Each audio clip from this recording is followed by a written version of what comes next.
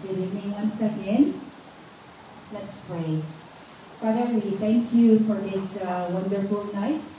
Thank you for gathering us even online, Lord, to glorify your name and to learn from you.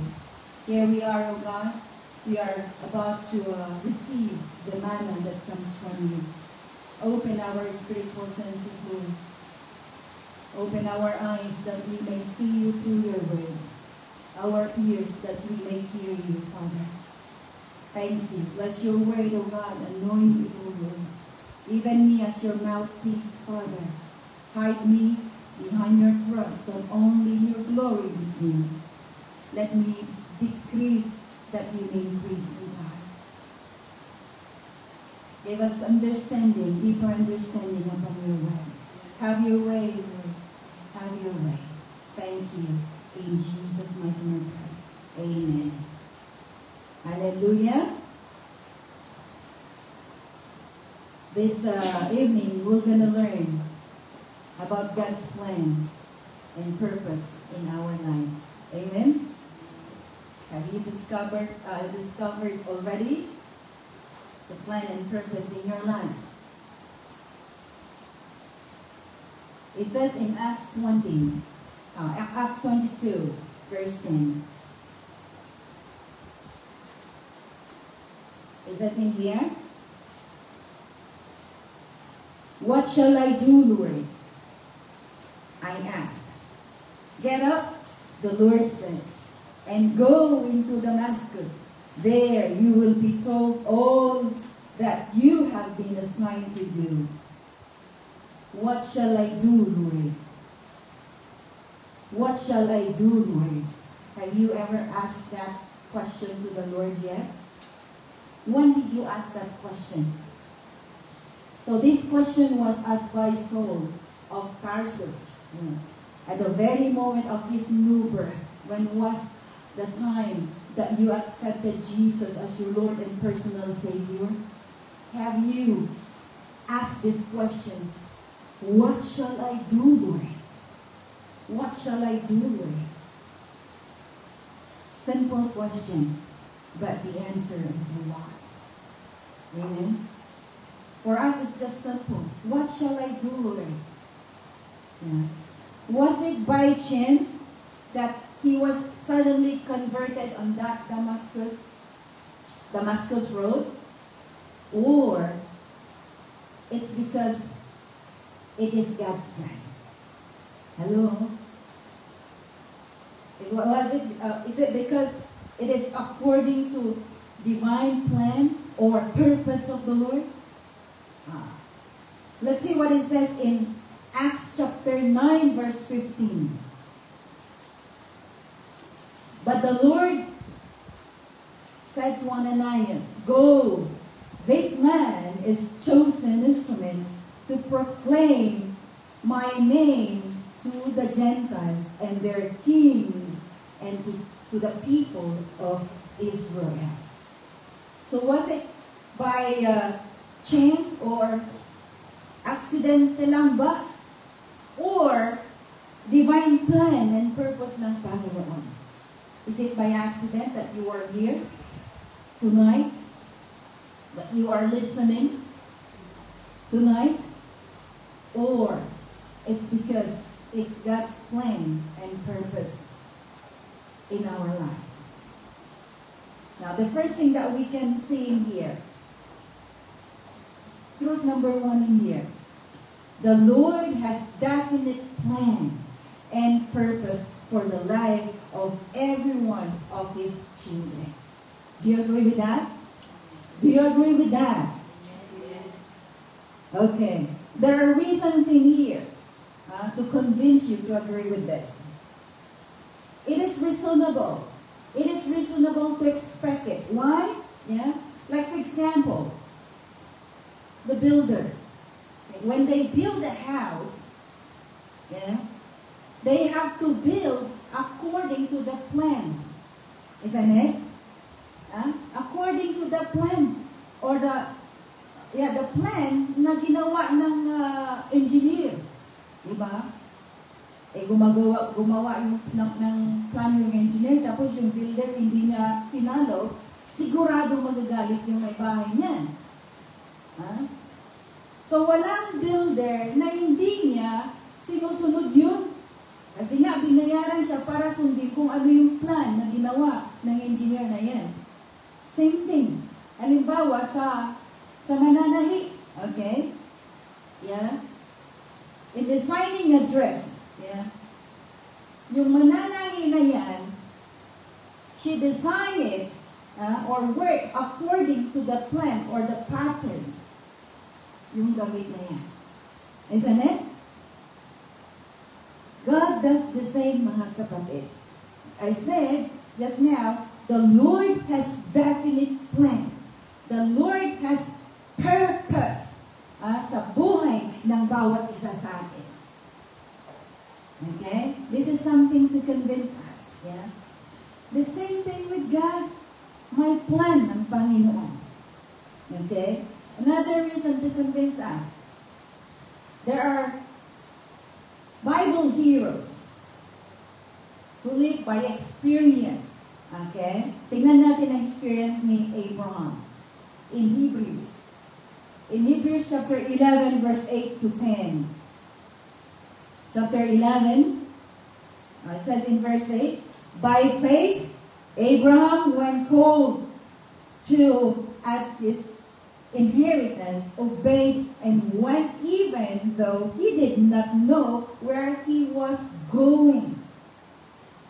By faith, he made his home in the promised land like a stranger in a foreign country. He lived in tents as did Isaac and Jacob, who were heirs with him of the same promise. Okay? Look at this experience of this Bible hero, Abraham. Yeah? He went, yeah? When God called him to go to that place, and then he went. Hindi man niya alam kung ano yung nandun, kung anong mangyayari, kung anong buhay meron siya pagdating niya doon. Pero anong puhunan niya dito? Yeah? It did not say in the Bible that he brought many goals and everything para maging secure na yung buhay niya doon. No, he just obeyed the Lord. He just obeyed the Lord because he know na meron malaking plano ang Panginoon sa buhay niya. Amen? Nung nagpunta kayo dito, alam niyo ba kung anong buhay meron kayo dito? I do believe that it's because of your trust sa Panginoon na alam niyo na may plano at purpose ang Panginoon. Akala ko din noon magpo-for good na talaga ako, for best na eh. But after 2017, when I went home, sabi ko for good. Yeah. But after more than a year staying in the Philippines, nalipat na naman ako sa ibang bansa. Nandito na sa Cambodia until now. Kasi may plano ang Panginoon. I just follow the Lord also. Follow the Lord's leading. Alright. How about David? Okay, let's see. Kung ano naman yung experience ni David dito. Sabi ko kanina, God has definite plan and purpose for the life of every one of His children. Okay, let's see what God had planned for David. In 1 Chronicles chapter 17, verse 7. Sabi dito, now then, tell my servant David, this is what the Lord Almighty says. I took you from the pasture, from tending the flock, and appointed you ruler over my people Israel. Hallelujah. You see? From tending flock, paspastores unay dyan, nagiti tarakunda, to ruler of Israel. Hallelujah. From kungyan to pastor. Bigat din ano. Hallelujah. You see, this David, yeah, he's just tending flock. Nag-aalaga lang siya ng mga pag-aalaga nila. But God told him, go and rule my people, Israel. Oh my God. Hallelujah! Masabi sa'yo, go to Cambodia at magpastor ka doon. Go to Thailand, magpastor ka doon. Doon sa North Vietnam, magpastor ka doon. Praise God. Now, by experience, according to the experience of these people, I hope you are gonna be convinced that the Lord has definite plan and purpose sa buhay ng bawat isa. Let's see. How about Jeremiah? Jeremiah, the son of Hilkiah. Oh, Jeremiah chapter 1. Jeremiah chapter 1. From 5 to 8. Okay, anong sabi sa Jeremiah? Before I formed you in the womb, I knew you. Before you were born, I set you apart. I appointed you as a prophet to the nation. Wow. Prophet to the nation. So this is Jeremiah, the son of Hilkiah, one of the priests of Anatot in the territory of Benjamin. Look, so by experience, mga kapatid, see the plan, the purpose of God in their life. Parang napaka-imposible po sa atin kung minsan. Lord, hindi ko kaya. Pero once na plan ng Panginoon yun, kahit tayo na may buhay niya, or kahit tayo na di bagi tayo madadig, we cannot say no. We cannot say no. Amen?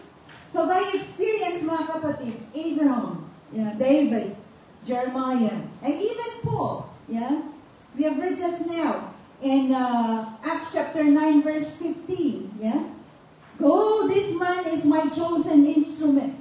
So that is the purpose of God or plan of God in his life.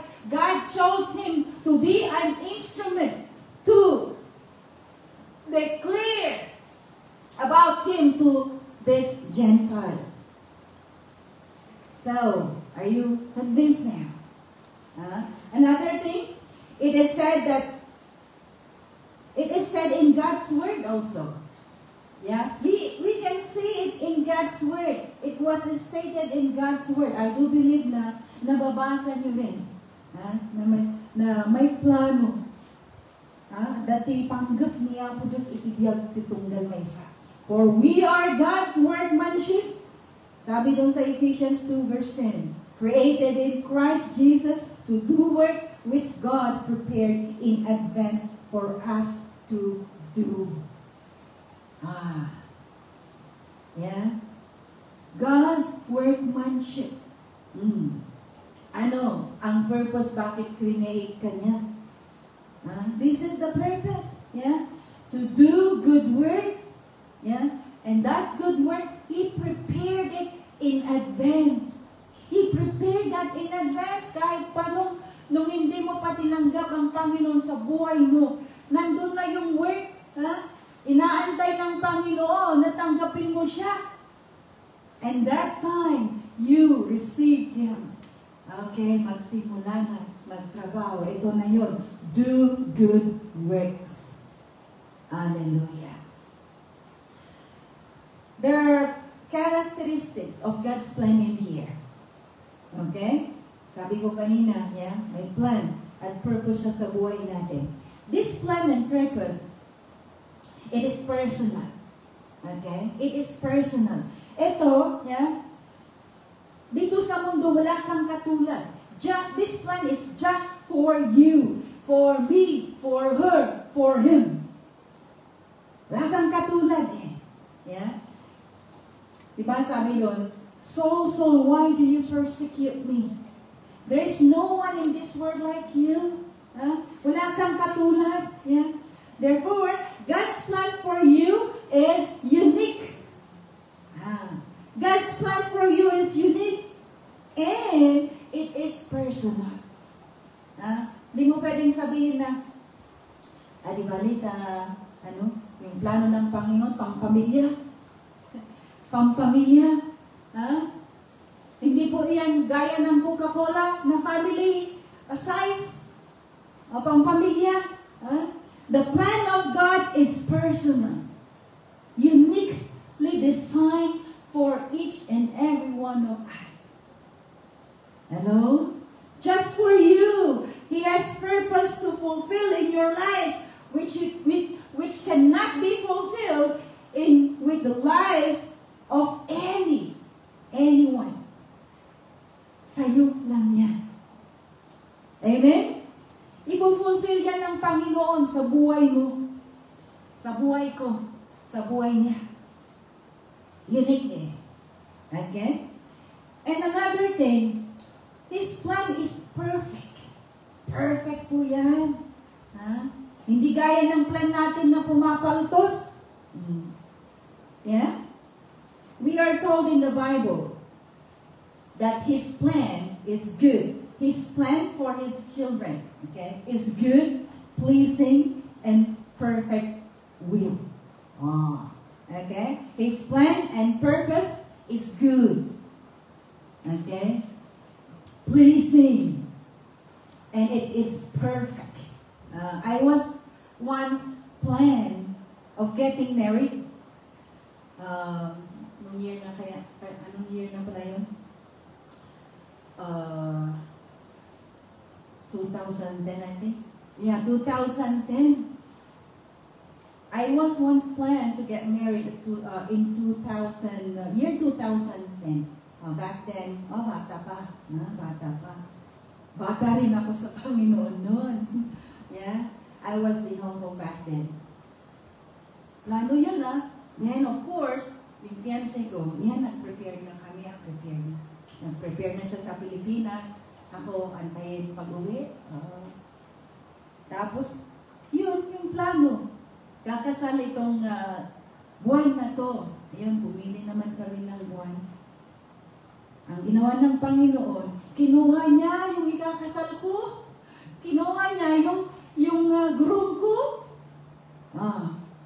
Diba? Yung plan ko talaga, hindi yun perfect. Diba? Hindi nangyari. Pero, itong tandaan natin, yung plan ng Panginoon sa buhay natin, perfect po yan. Amen? It says in His Word. It says in His Word. It is good. It is pleasing. Yeah?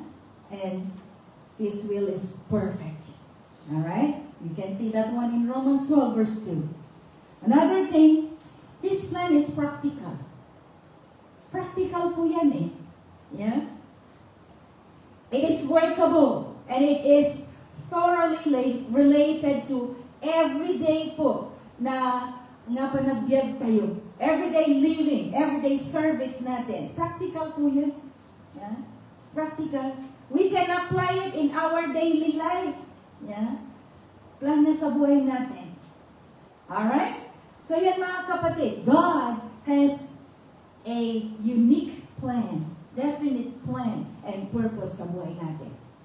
Another thing that we can learn in here about plan and purpose ng Panginoon sa buhay natin, the most important thing in life is to discover this God's plan and purpose sa buhay natin. Sabi ko, the most important thing in our life. Okay? Yeah. Yun ang pinaka-importante dapat sa buhay natin. To discover yung plan niya at purpose niya sa buhay natin. Para hindi po masayang yung daily life po natin. Sayang po yung 1 week na wala kang nagawa sa Panginoon, na hindi mo alam kung ano yung plano ng Panginoon sa'yo. Kaya hindi mo rin alam kung anong gagawin mo. Diba? Yeah? So mga kapatid, yeah? Ito yung pinaka-sad truth kong minsan. Yeah? Some Christian fail to discover God's plan. Kaya naman, hindi alam kung saan patutungo. Hindi alam kung anong gagawin. Okay? Yeah? So as a result, yeah, their life is filled with disappointment. Yeah? Their life is filled with disappointment. Yeah? Filled with defeat. Okay? Frustrations pa rin, failure, of course. Why? Because the plan, yung mga plans po natin, yeah, compared sa plans ng Panginoon, wala po yan. Wala. Alright? So, God's plan is the best. Okay? If we could just cling unto God's plan, hindi po tayo mawawala. Alright. And it's so wonderful to feel that we are achieving something really worthwhile. Diba? Pagka sinusunod po natin yung plan ng Panginoon, yeah, alam natin na tama yun eh. Pero pag yung plan po natin, yung sinunod natin, lalo na kung hindi natin in-entrust yan sa Panginoon, walang mangyayari. Okay? Yeah.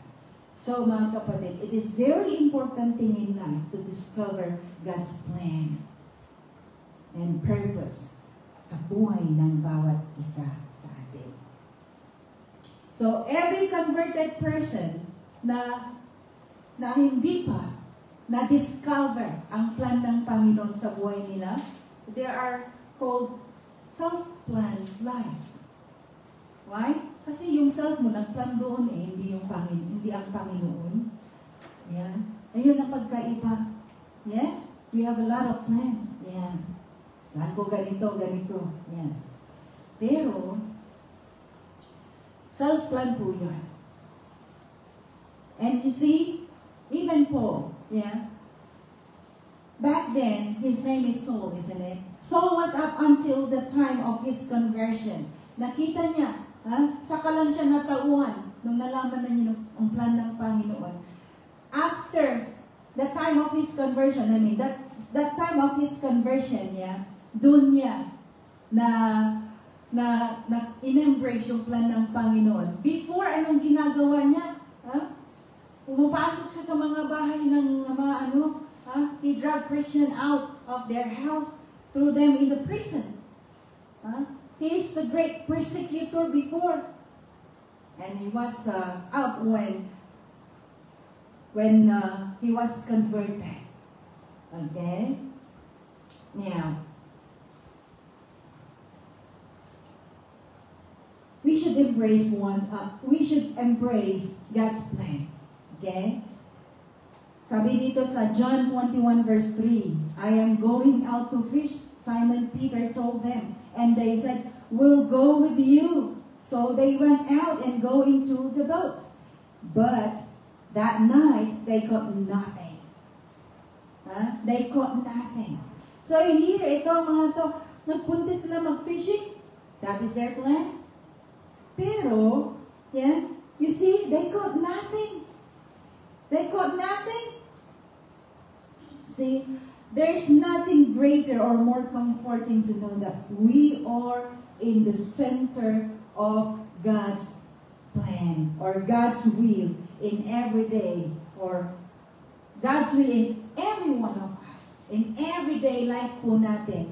Yeah? Sa araw-araw na buhay natin. Yeah? Nothing can compare yung comfort that we could get when we follow God's plan. Masakit pagka na-fail yung plan natin. Ang sakit. Yeah. Ang sakit. So, if we know na masakit, and then we just follow God's plan. Alright. So that's the thing. Important thing, yeah, in life is to discover His plan. Another thing. So, after we discover God's plan, what's next? We enter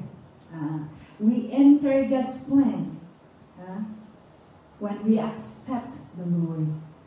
When we accept and acknowledge Jesus Christ as our Lord and personal Savior.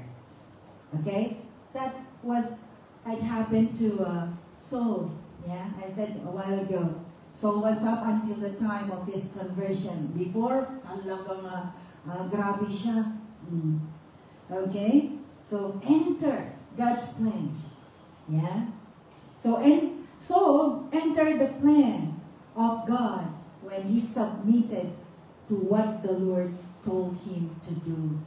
What shall I do, Lord? Have you ever asked that to the Lord? When you accepted Him as your Lord and personal Savior, tinanong ba natin kung anong gagawin natin? Sige, accept kita. Hanggang doon lang ba? This is a very good question that we could ask if you haven't asked the Lord yet. Baka kahit tinanggap mo na ang Panginoon pero hindi mo pa alam kung anong plan ng Panginoon sa buhay mo. Tanong natin sa Panginoon. Yeah. What shall I do, Lord? Alright? Then the Lord, so when Saul, enter into God's plan, the Lord Jesus revealed Himself to Saul. Yeah. He said, I am Jesus. I am Jesus. Alright? So we can see that Saul really entered into the plan of God when he bowed his feet. Okay? Na-encounter niya si Jesus on the road to that Damascus road. Alright? Another thing. Discover and continue in God's plan by daily submission to Him and to His will. Okay? Hindi lang enough that you enter into God's plan. You have to continue. Continue to submit to Him. Continue in God's plan. In, not out plan. Continue in God's plan. God has the whole plan of our life. Yeah, in front of Him. Alam po niya lahat. Ang dami nating tao dito sa mundo. Alam, kilala niya lahat. Wala tayong maitatago sa Kanya. Okay? But the thing is, although God has the whole plan of our life in front of Him, yeah, but He only reveals it a bit at a time. Okay? Let's see what it says in Psalms 37:23. If the Lord delights in a man's way, He makes his steps firm. If the Lord delights in a man's way, He makes his steps firm.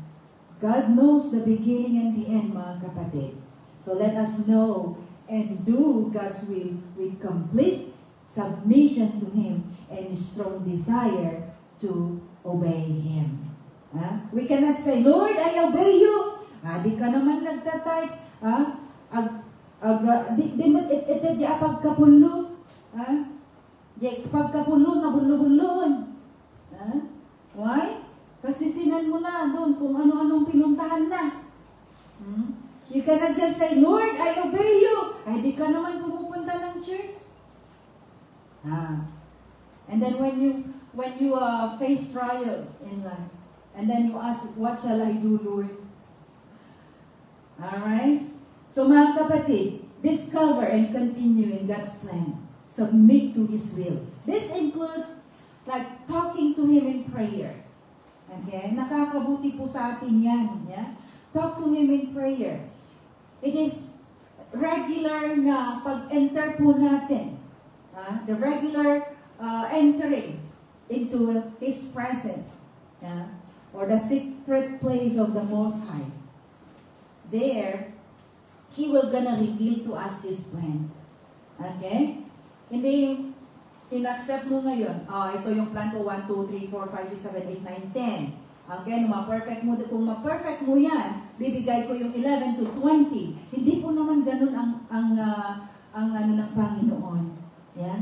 As we go on in our daily walks with Him, in our relationship with Him, kailangan po mapaigting po natin yung relationship natin sa Panginoon. We need to get closer and closer to Him, mga kapatid. Yeah? And then, unti-unti po niya, nire-reveal yung plan niya at purpose po sa buhay natin. Yeah? Step by step. Alright?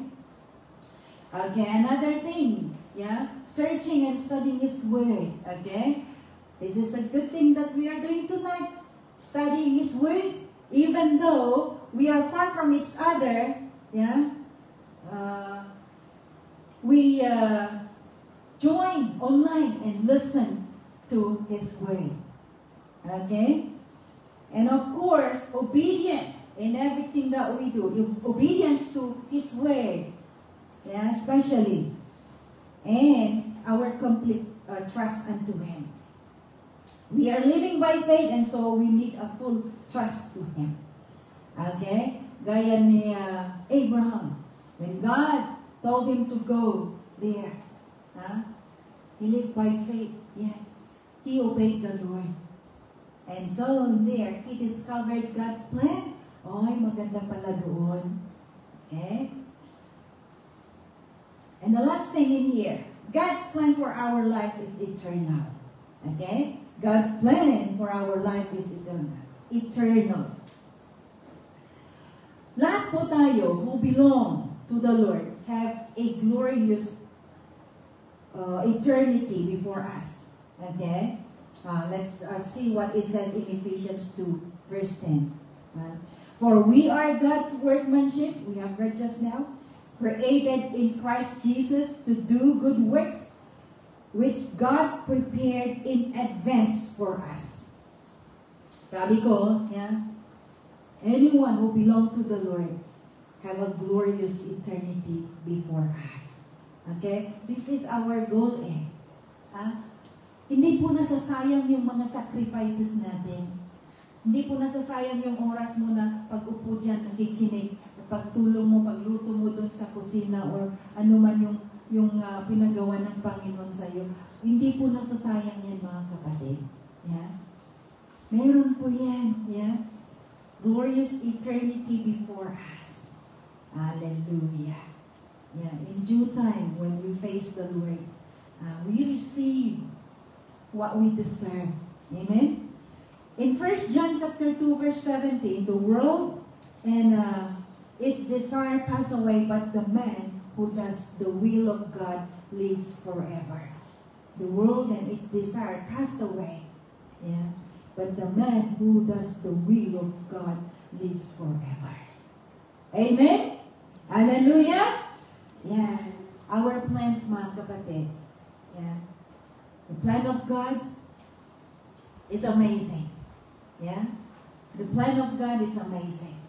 Yeah. The purpose and plan of God is unique. Alright? It is unique. He has a definite plan and purpose in our life. It is personal. It is a perfect plan. Yeah. And, of course, it is practical plan. We can apply it in our daily life. So, it is a very important thing to discover His plan and purpose in our life. Para sa ganun, hindi masayang ang ating araw-araw na buhay. Amen? And, of course, when we discover it, we have to enter into that plan of God. We have to accept and acknowledge Jesus Christ, mga kapatid. When you accepted Jesus as your Lord and personal Savior, God will gonna reveal to you His plan. Hallelujah. And, yeah, when you discover, you have to continue. Go on. Continue to submit. Continue to submit to His will. Pagayatan niya po Diyos. And of course, we know that His plan is eternal. Hindi po nasasayang ang ating ginagawa dito para sa Kanya. Amen? So that's all I can share tonight. I hope you are blessed with the Word of God. Thank you, Lord. Thank you for reminding us your Word, Lord. Thank you, even though we have a lot of shortcomings, oh God. Your plan, knowing your plan, your purpose in our life is really amazing. Thank you for your love, O God. Thank you for your grace, Lord. Help us, O God, to continue to walk in accordance to your will, to your plans, O Lord, in our life. If we haven't discovered yet your plan and purpose in our life, Lord, here we are.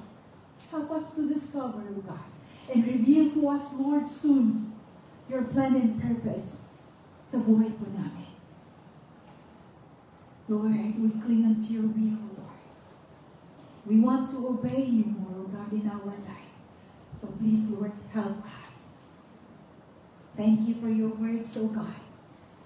Continue to speak to us through your words. Thank you. In Jesus' mighty name. Amen.